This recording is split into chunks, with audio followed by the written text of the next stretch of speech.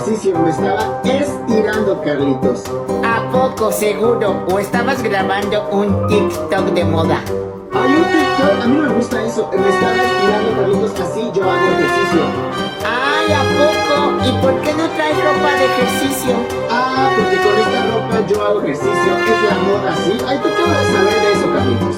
Ay, ¿sabes qué? Yo no te creo nada. Tú estabas grabando un TikTok, pero bueno. Ay, pues no me creas, mejor lárgate de aquí. Ay, sí, ¿cómo no? Hoy por poquito me cacho que estaba grabando un TikTok.